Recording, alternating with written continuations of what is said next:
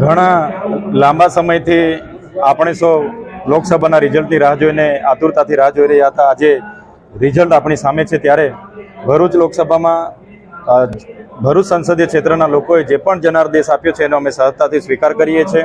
અને આ ચૂંટણીમાં આ વિસ્તારના લોકો, અમારા પ્રદેશના નેતાઓ, ઇન્ડિયા ગઠબંધનના રાષ્ટ્રીય નેતાઓ, તમામ લોકોનો ખૂબ સારો સહકાર મળ્યો. અમે ખૂબ સારી રીતે ચૂંટણી લડ્યા છે.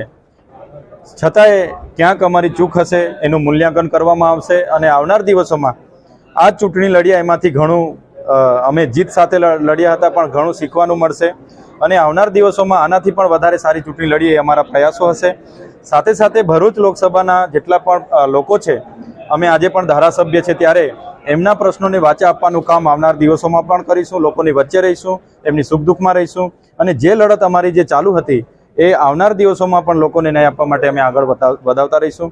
અને જે પણ પરિણામ આવ્યું છે એનો સહજતાથી સ્વીકાર કરીએ છીએ અને આવનાર દિવસોમાં આનાથી સારા પરિણામ આવે એ પ્રયાસો અમારા રહેશે.